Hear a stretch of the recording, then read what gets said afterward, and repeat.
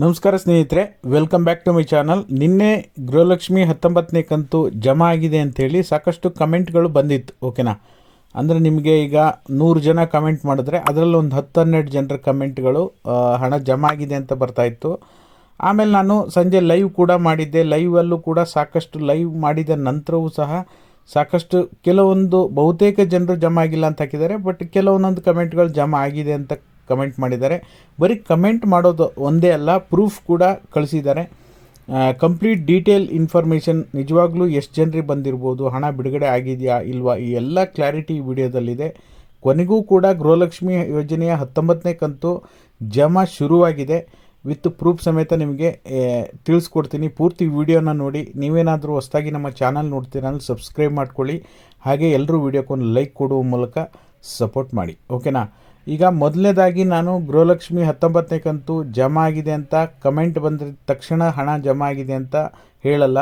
ಈಗ ಅವ್ರ ಹತ್ರ ಪ್ರೂಫ್ ಕೇಳ್ತೀನಿ. ಪ್ರೂಫ್ ಕೇಳೋದಲ್ಲದೆ DBT ಕರ್ನಾಟಕ ಆ್ಯಪಲ್ಲಿ 18ನೇ ಕಂತು ಯಾವಾಗ ಜಮಾ ಆಗಿತ್ತು ಅಂತ ಕೇಳ್ತೀನಿ. ಅದರ ಸ್ಕ್ರೀನ್ಶಾಟನ್ನು ಕೂಡ ನಿಮಗೆ ಕಲೆಕ್ಟ್ ಮಾಡಿಬಿಟ್ಟು ವಿಡಿಯೋದಲ್ಲಿ ಅಥವಾ ಲೈವಲ್ಲಿ ಅಪ್ಡೇಟ್ ಮಾಡುವಂಥ ಕೆಲಸ ಮಾಡ್ತೀನಿ. ಅದೇ ರೀತಿ ಈಗ ನಿನ್ನೆ ಒಬ್ಬರು ಸ್ಕ್ರೀನ್ಶಾಟನ್ನು ಕೂಡ ಕಳಿಸಿದ್ದಾರೆ ಮೆಸೇಜಿಂದು. DBT ಕರ್ನಾಟಕ ಆ್ಯಪಿನ ಸ್ಕ್ರೀನ್ಶಾಟನ್ನು ಕೂಡ ಕಳಿಸಿದ್ದಾರೆ. ನೀವು ಸ್ಕ್ರೀನಲ್ಲಿ ನೋಡ್ತಾ ಇರ್ಬೋದು. 17-18ನೇ ಕಂತಿನ ಹಣ ಜಮಾ ಆಗಿರೋದು DBT ಕರ್ನಾಟಕದ ಸ್ಕ್ರೀನ್ಶಾಟಲ್ಲಿದೆ. ನಿನ್ನೆನಿಂದ 19ನೇ ಕಂತು ಒಂದಿಷ್ಟು ಜನರಿಗೆ ಹಣ ಜಮಾ ಆಗಲಿಕ್ಕೆ ಶುರುವಾಗಿದೆ. ನಿನ್ನೆ ಅವರಿಗೆ ಹಣ ಜಮಾ ಆಗಿರೋದು ಅವ್ರು ಕಳಿಸಿರುವಂಥ ಸ್ಕ್ರೀನ್ಶಾಟಲ್ಲೂ ಕೂಡ ಮೆನ್ಷನ್ ಆಗಿದೆ. ಅಲ್ಲಿಗೆ ಅವರಿಗೆ DBT ಕರ್ನಾಟಕ ಆ್ಯಪಲ್ಲಿ 17-18 ಜಮಾ ಆಗಿರೋ ಪ್ರೂಫ್ ಇದೆ. 19ನೇ ಕಂತು ನಿನ್ನೆ ಬಂದಿರುವಂಥ ಪ್ರೂಫು ನೀವು ಸ್ಕ್ರೀನಲ್ಲಿದೆ, ಗಮನಿಸ್ತಾ ಇದ್ದೀರಾ ಅಂದ್ಕೊಂಡಿರ್ತೀನಿ.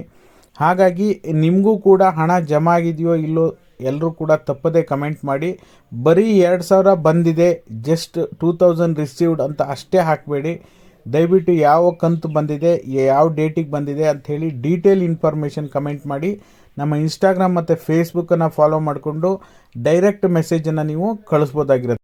ಹಾಗಾದರೆ 19ನೇ ಕಂತು ಬಿಡುಗಡೆ ಆಗಿದ್ದರೆ ರೆಗ್ಯುಲರ್ ಆಗಿ ಬಿಡುಗಡೆ ಆಗ್ತಿತ್ತಲ್ಲ, ಆ ರೀತಿ ಆಗಿದೆಯಾ ಇಲ್ಲವಾ ಅಂತ ಚೆಕ್ ಮಾಡೋದಕ್ಕೆ ಹೋದರೆ ಖಂಡಿತವಾಗ್ಲೂ ಆ ರೀತಿ ಆಗಿಲ್ಲ. ಯಾಕೆ ಅಂದರೆ ಒಂದೇ ದಿನಕ್ಕೆ ಸುಮಾರು 15-20 ಲಕ್ಷ ಜನರಿಗೆ ಹಣ ಜಮಾ ಆಗ್ತಾಯಿತ್ತು.